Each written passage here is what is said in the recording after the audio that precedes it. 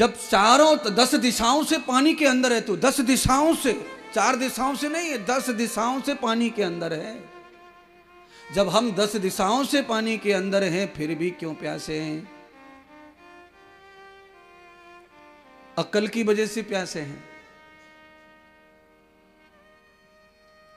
जैसे 10 दिशाओं से पानी में व्यक्ति जब डुबक लगाता है तो 10 दिशाओं के वो अंदर चला जाता है, ऐसे ही सारे संसार में परमात्मा 10 दिशाओं में समान रूप से बसा हुआ है। और हम कहीं भी बैठे हैं, हम पूरे के पूरे भगवान में समाये हुए हैं। तो फिर कहां से प्यास रह गई सुख की और कहां से दुरास रह गई दुख की? माला पर मैं सोचता हूं, मैं ये कर रहा हूं, मुझको ये होना, मुझको ये करना, ये दुख का ही कारण है। चाहे इंद्रदेव हो, चाहे तुम हो, आप जो कुछ भी दूसरों से चाहते हो वो दुख का कारण बनेगा। वो मिल सकता है तुम्हें, हाँ मिल जाए, पर न जाने जब तक नहीं मिल रहा तब तक आपको तकलीफ में रहना है, टेंशन में रहना है, चिंतन में रहना है, उसी चीज के बारे में सूखते रहना है। परमात्मा में खो जाओगे तो चिंतन ही नहीं बचेगा कुछ दूसरा।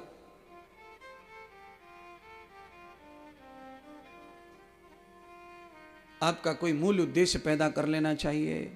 नंद बाबा को भगवान ने आकर के सबसे पहले क्या किया कि बाबा, बिना बलिदान के राष्ट्र की रक्षा होती नहीं है, तो बलिदान किसका दें? अब आप ये दुनियादारी को देख रहे हो ना, हिंदू धर्म में कितने रूढ़िवादी कार्यक्रम चल रहे हैं।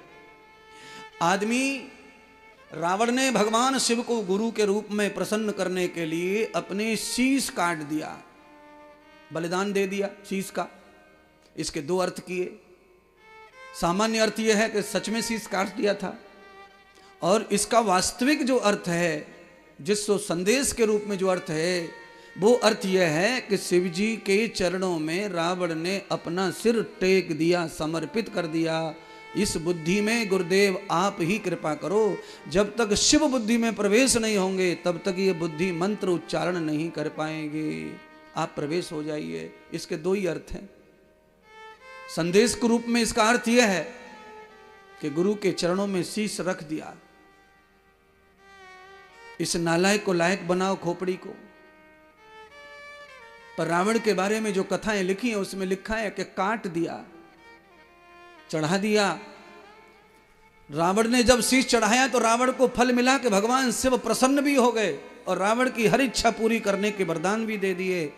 तो ये जनता ने जब ये पढ़ लिया कि शीश चढ़ाने से ये होता है वो होता है, तो अपना तो शीश बचा लिया और बकरे का चढ़ा रहे हैं, कोई भैंसे का चढ़ा रहा है। इतने होशियार हैं सब। बोलो, परमात्मा इतना सब जानते हैं। जो तुम चालाकी कर रहे हो, ये चालाकी वहां चलने वाली नहीं है महाराज, वहां नहीं चलेगी।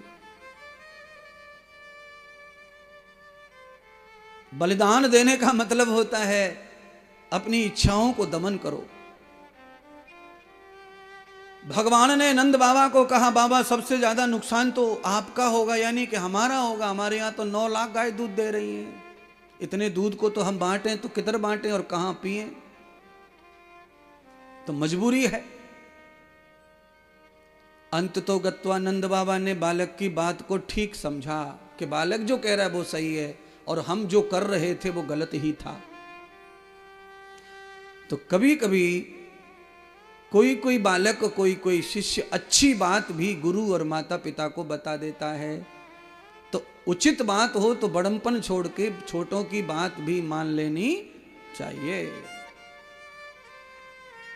क्योंकि ज्ञान समय पे अच्छी बात जरूरी नहीं कि हमारे दिमाग में आए, किसी और के दिमाग में भी आ सकती है। उसकी बात का भी सहयोग लेना चाहिए, और जहां से भी आपके जीवन में उन्नति करने का ज्ञान मिलता हो वहां से वो माल खरीद लेना चाहिए, बटोर लेना चाहिए। ये जरूरी नहीं है कि आप टीचर हैं तो विद्यार्थी कुछ नहीं जानता।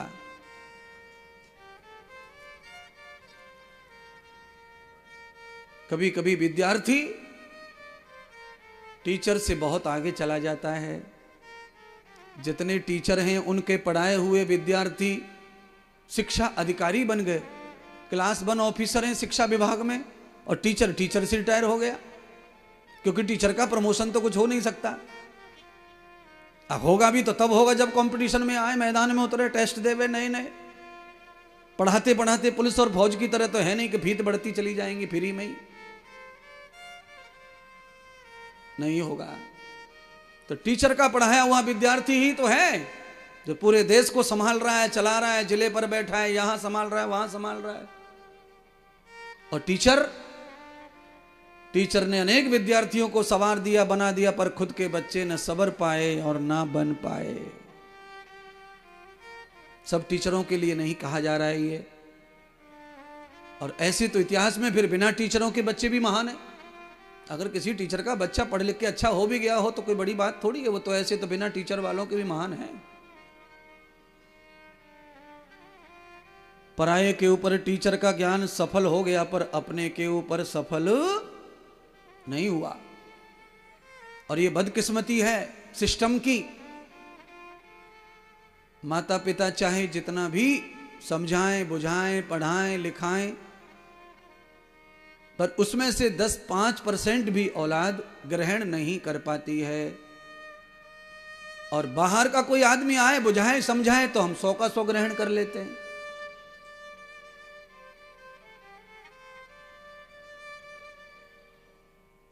भगवान सुखदेव राजा परीक्षित को समझा रहे हैं। चक्रवर्ती राजा परीक्षित जो है व्याख्यान सुन रहे हैं सुखदेव जी का। और इतने बड़े राजा को महात्मा की व्याख्यान की जरूरत पड़ी, क्योंकि राजा दलदल में पड़ गया, पाप कर्म करके, साधु का अपमान करके, और अपराध का बोध हो गया राजा को। तो राजा ने अच्छे महात्मा की शरण ली, और तब राजा के दुख दर्द ईड़ा पीड़ा जो है वो समझाई जा रही है। महात्मा से बड़ा तो क्या होगा समाज में। खैर, महात्मा की तुलना तो परमात्मा से ही करता है समाज। परमात्मा कोई आ नहीं रहा किसी को ज्ञान देने के लिए, ये ध्यान रखें। परमात्मा किसी को समझाने नहीं आ रहा, ज्ञान देने नहीं आ रहा। और परमात्मा का जो समझाना है वो प्रेरक है। परमात्मा का समझाना पल भर का है, और पल भर में आदमी को समझ कुछ नहीं आएगा। इसलिए परमात्मा ने कुछ महात्माओं को भेजा ही हुआ है उसके लिए, और स्वयं भगवान उसमें बैठ के काम कर रहा है। परमात्मा काम कर रहे हैं। आप देखो, अब यमुना जी पे जाओगे तो सब नावें खड़ी हुई हैं, नाव, और सब खूंटा से बंधी हुई हैं, पानी के साथ बह न जाएं। पर जैसे ही सवारी आती है, एक आदमी आता है मैले से कपड़े पहन करके, मजदूर जैसा, और आकर के नाव में सबको बिठाता है और चल पड़ता है। पार लगा देता है उस पार से फिर वही करता है। वैसे तो नाव पार करती है, पर नाव कैसे पार करेगी, क्योंकि नाव उधर चलती है जिधर पानी की धार चलती है। वैसे तो आप सब लोग धार में जाएंगे तो सागर में ही पहुंच जाएंगे, समुद्र में धीरे धीरे, कोई बात नहीं, परमात्मा की ओर ही जा रहे हैं सब। पर बीच में जो माया प्रपंच की, जो बोध की जो धाराएं पड़ी हैं, उन धाराओं को काटने के लिए एक गुरुजी होना चाहिए, ज्ञान देने वाला केवट होना चाहिए। बिना थके बिना रुके नाव बह जाएगी, तुम बैठे ही रहो, आपको सीधा पहुंचा देगी कानपुर, प्रयागराज, त्रिवेणी में गोता लगवा देगी। पर आपको प्रयागराज जाना कहां है, आपको तो घर जाना है, गांव जाना है, और गांव तो सामने है उस पार। सीधा का सीधा नाव को पार लगाने वाला केवल और केवल केवट ही होता है। और केवट कब आता है नाव में, मैंने कहा ना, जब वो सवारी देखता है तब आता है।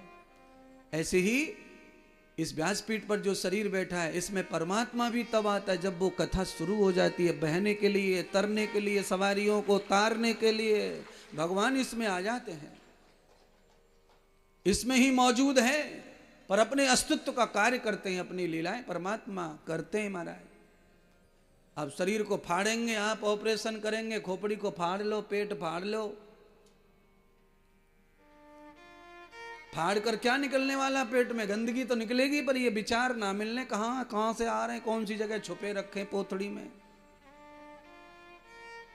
इसका मतलब है शरीर फाड़ कर भी ये कथा और ये ज्ञान किसी को समझ में नहीं आता, कहाँ रखा है।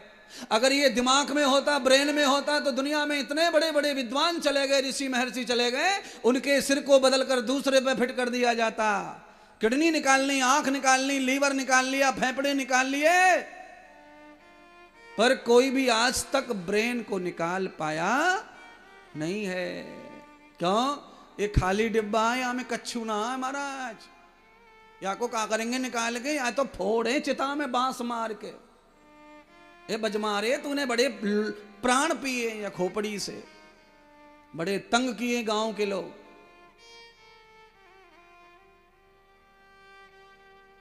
कपाल क्रिया होवे, कपाल क्रिया, बड़ी बड़ी कार्यक्रम होवे पौराणिक जगत में महाराज। यस्य दृष्टाम तदम व्यासम व्यासस्यम क्रियाद्वयः। भगवान वेद व्यास जी को आप एक बार प्रणाम कर लो, क्योंकि उन्होंने ही ये द्वय, ये हमें मौका दिया है कथा को समझने, पढ़ने, लिखने का और आपको समझाने का। वेद व्यास भगवान ने जो कथाएं लिखी हैं वो तो वेद ज्ञानी थे, तो उत्तम ही कथाएं लिखी हैं, पर उनमें जो बीच में मिलावट हो गई है उस वजह से कथाओं का भी विश्वास सब दुनिया करती नहीं है। सब लोग इन पे विश्वास नहीं करते। पर कथा सुना कौन रहा है, बात उस पर निर्भर करती है। मैदा और छन्ना, चाशनी और तेल और गैस और अग्नि, ये जलेबी बनाने को लिए जरूरी है, पर जलेबी की सुंदरता हलवाई के ऊपर ही निर्भर करती है। कलाकार कैसा है, कारीगर कैसा है, हलवाई कैसा है, सामान वही है, मटेरियल वही है, पर इसको बनाने वाला कौन है, परोसने वाला कैसा है। कई लोग सब्जी परोसते हैं तो सब्जी थाली में बाद में गिरती है, धरती पर पहले भोग लग जावे। चम्मच में से आदमी थाली तक गिराते गिराते चम्मच में परोसे थाली में। एक आदमी ये है बेहुदा, और एक आदमी ऐसा समझदार है कि पात्र तू पात्र, सब्जी को सब्जी के पात्र से लेके थाली तक पहुंचाने तक साफ सफाई का पूरा ख्याल रखता है। तो क्या परोसना चाहिए, कब, कहां, कैसा, ये परोसने वाले पर निर्भर करता है। आज नंद बाबा ने ये घोषणा कर दी गोकुल में कि कोई भी गोपी ग्वाल आज के बाद दूध बेचने मथुरा नहीं जाएगा। नंद बाबा की बात कोई डालता नहीं था। नंद बाबा दयालु धर्मी थे, सबके ऊपर एहसान चढ़े थे। नंद बाबा ने सबके ब्याह शादी लगन भात भकुड़े सब भर रखे थे, तो नंद बाबा की हर बात कोई मानते थे, चाहे मन से मानो चाहे बिना मन के, पर बात मानते थे। कोई नहीं गया। 8 दिन हो गए दूध दही बिकना बंद। अब क्या करें महाराज, 10-10 15-15 गैयां दूध दे रही सबके घर में, और बालक बच्चे 1-2। तो गोपिन ने कहा काम करो, पहले भी गलती कर रही थी और डबल गलती कर दी। डबल गलती क्या कर दी गुरुदेव बताओ। तो भगवान कह रहे हैं सुखदेव जी, गोपियों ने क्या किया कि सारे के सारे दूध दही को इकट्ठा कर लिया और छीके पे टांग दिया। 7-7 मटके धर दिए छीके पे, छोरा छोरी इनके हाथ ना आ जाए छीको, इतना ऊंचो बना दियो महाराज। भगवान ने 7 दिन के बाद फिर भ्रमण किया, और भ्रमण करके गोकुल में भगवान ने यह देखा कि ग्वाल वालों के बाल गोपाल तो 7 दिन में ऐसे के ऐसे दिख रहे हैं, कोई खुश नहीं दिख रहा। और ये गायों के बछड़े कैसे, इनसे उठा नहीं जा रहा, बैठा नहीं जा रहा, सबरे हड्डी निकल रही है, क्या हो रहा है। नंद बाबा के पास में आए भगवान, और भगवान ने नंद बाबा को कहा, बाबा यह तो बहुत बुरा हो गया। जिससे दूध पहले बिक रहा था वही अच्छा था, धन तो आ रहा था, अब तो नाश हो रहा है दूध दही का। अरे दूध दही बिकने के लिए बंद कर दिया गया है, सारे ग्वाल वाल राशन सब आपके यहां से ले जा रहे हैं। किसी को धन की आवश्यकता है वो आपके यहां द्वार खुला हुआ है। पर 7 दिन में ग्वाल वाल गोपियों ने ना तो बछड़ों को दूध पिलाया, न तो अपने बाल गोपाल को खिलाया, वो तो सब जमा कर करके सब मटकी पे भर भर के रखती जा रही है महाराज। भगवान समझ गए बादल की छाया का, कोड़ी की काया का, लोभी की माया का भरोसा मत करिए। गोपियां लोभी हो गई हैं। क्या करना चाहिए? तो भगवान ने कहा कि अब बाबा की जरूरत नहीं है, बाबा का काम समाप्त हो गया समझाने बुझाने का, अब तो टेढ़ी उंगली करनी। घी ने पत्रों सो है जावे डिब्बा में तो सूदो सूदो ना निकले उंगली आते। ये ब्रज भाषा है। अब हिंदी में ले लो नेक। अगर डिब्बे में मटके में घी पिघल जाए तो फिर सीधी उंगली से निकलता। अच्छा बोलो फिर क्या करना पड़े? हाँ, कुआं में बाल्टी गिर जावे पहले तो कांटे से निकले, कांटों यूं हो गए हो।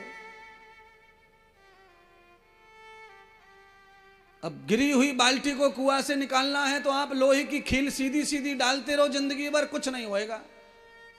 इसीलिए उस खील को थोड़ा मोड़ करके टेढ़ा कर लिया जाए तो उसमें बाल्टी फंस जाती है। तो कभी कभी समाज को, हृदय को, पब्लिक को, अपने भक्तों को, परिवार को सुधारने के लिए कभी कभी टेढ़ा वचन भी बोलना पड़ता है महाराज।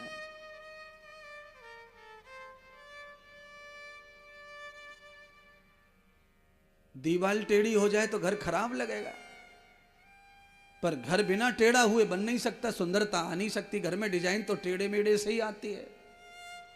पर आप दीवार को सीधा रखिए, पर उसके ऊपर टेढ़ा मेढ़ा जो चाहे डिजाइन बनाओ, सब चलेगा। पर आपने दीवार को टेढ़ा कर दिया, बेस बिगाड़ दिया, तो फिर उस पे ऊपर कुछ भी अच्छा कर लो, कुछ बढ़िया लगने वाला नहीं हमारा है। इसलिए मैं बीच बीच में एक आध टेढ़ी बात कहता हूं। दीवार में बिल्कुल सीधी चलाता हूं।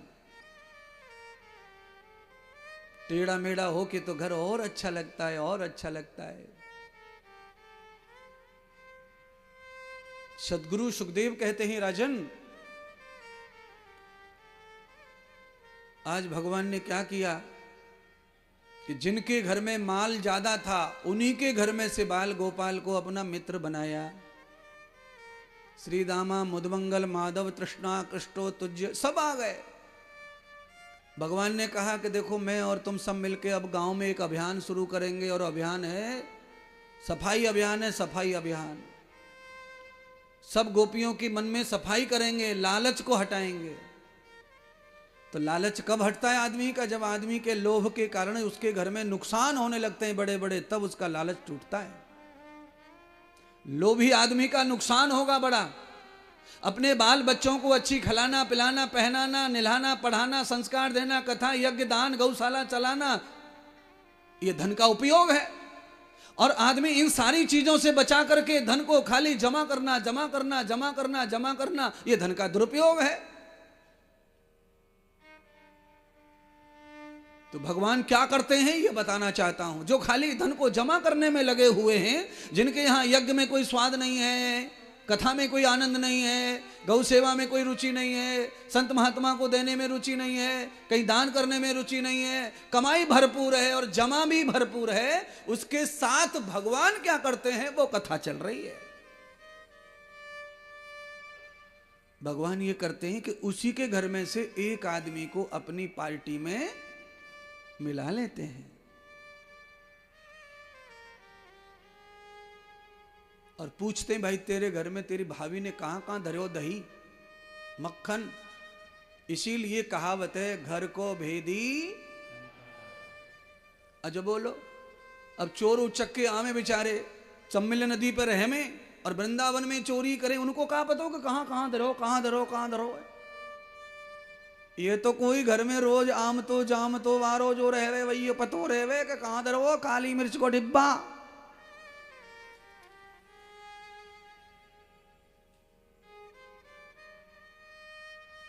सबरी सिंधुकन ने, सबरी अलमारी ने तोड़ के धर जाए पर कच्छू ना मिले चोरन ने। और घर का भेदी लंका ढाए जब चोर के साथ मिल जावे तो फिर घर में कुछ भी शेष रहता, सब सफा। तो परमात्मा कर क्या रहे हैं, तो भगवान लोभी के धन को चुराते हैं, इसलिए कुछ लोग भगवान को चोर भी कह रहे हैं। क्यों? लोभी का धन काम आता, तो परमात्मा दयालु है, न्यायकारी है, वो धन का नाश नहीं होने देंगे। अब क्यों? क्योंकि ये जो धन है ये इधर से उधर से फैक्ट्री में कमा के नहीं आया है। ये धन गाय के दूध से, दूध गाय का दूध, परम धन। भगवान जो तुम्हारी कमाई रुपया पैसा है उसका नाश हो, कुछ भी हो, भगवान को कोई लेना देना नहीं है। पर गाय की संपत्ति, गाय का, गाय के दूध का, गाय के दही का नुकसान होगा तो भगवान को पसंद नहीं आएगा। ये मैं बता रहा हूं, इतना परमात्मा गाय से प्रेम करते हैं। गाय का दूध फट जाए तो पाप समझो आप, कोई पाप हो गया आज। इसलिए गाय के दूध के साथ में देवत्व व्यवहार करो। देवत्व जब लाओ, खरीदो, काढ़ो, देवता की तरह पवित्र बाल्टी लाओ, पवित्र बर्तन लाओ, पवित्र ये करो, पवित्र वो करो, पवित्र भगोनी, सब पवित्र पवित्र करो महाराज।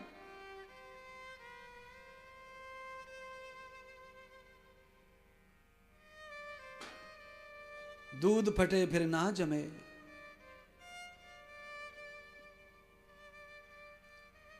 ना मतते माखन होए।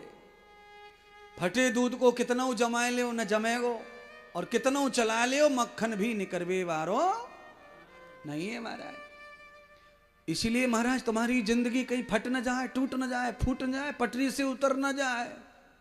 फिर तो कितनी भी रई चला लियो फिर ना पटरी पे आवेगी। एक बार घुटना टूटा है, उसमें स्टील की प्लेट डाल दी डॉक्टर ने, मृत्यु पर्यंत ना निकल रही वो। एक बार बुराई घुस गई तो निकलना कठिन होता है, और निकल भी जाएं बुराइयां, छूट भी जाएं सत्संग के प्रभाव से, तो बुराइयां जो निशान बना के जाती हैं वो निशान कभी मिटते नहीं है। महाराज हजारों लाखों लोगों का गुटका छुड़वा दिया इंद्रदेव ने, पर दांत में सफेद ना कर पाया उनके। लाखों लोग नहीं, करोड़ों लोग कहते लोग तो 37 साल से महात्मा यही काम कर रहे हैं, और यही पाया है महात्मा ने। दुनिया में जितना भी सम्मान है, इस बात का सम्मान है कि महाराज कोई नहीं कहता इतना जोर जोर से जितना आप चीखते चिल्लाते कहते हो। मांस का, अंडे का, तंबाकू, गुटखे का,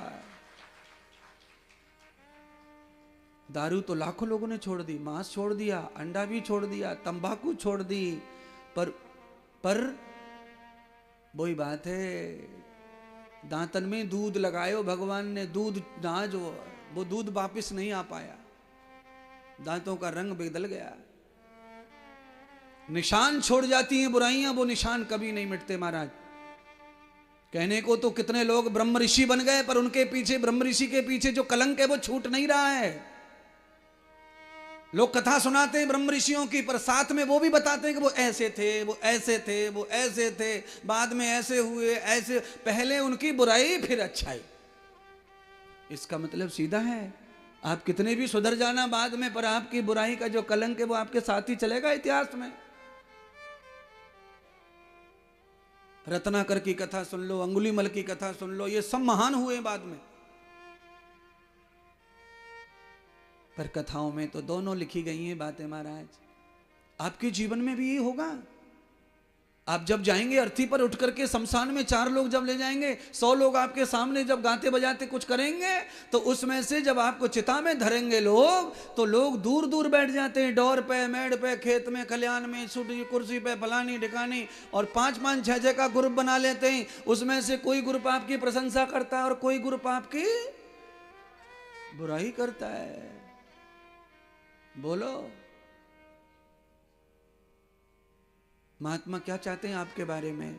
आपका गुरु जी हूं मैं, तो मैं ये चाहता हूं कि मृत्यु के बाद बिल्कुल भी आपकी बुराई नहीं होनी चाहिए। जो कुछ हो सामने हो जाए, पीछे ना हो महाराज। और मृत्यु के बाद में कलंक ना रहे, मृत्यु के बाद दोष ना रहे। इसलिए चक्रवर्ती राजा परीक्षित ने सारा साम्राज्य त्याग दिया और गुरु जी के चरणों में अकेले समर्पित हो गए। धन दौलत, आया माया, राज्य, कुबेर का खजाना हस्तिनापुर में था, सब त्याग दिया उसने। विमुक्तम पापम किल विषयी। आदमी जीवित है तो ही पाप और कलेशों से मुक्त हो सकता है, मरने के बाद तो सब पोटरी साथ में ही जावे, फिर कलेश से मुक्त होने वाला नहीं है महाराज। क्यों नहीं है? क्योंकि आप जिसको जलाते हो उसमें तो कुछ है ही नहीं पहले से। आपने तो बिस्तर से शरीर उतारा ही तब जब अंदर जो था वो चला गया। आपका किया हुआ अच्छा भी गया और बुरा भी, सब आत्मा के साथ में पलायन हो गया। आप कब प्लेन में बैठोगे, आप कब बैठोगे, आप कब पहुंचोगे प्लेन में सीट पे, उससे पहले तो आपका सूटकेस पहुंच जाता है। कहां होके गया, कैसे गया, वो तो एयरपोर्ट के कर्मचारी जाने, पर तुम्हारा माल तो पहले ही पहुंच गया, तुम बाद में जाओगे।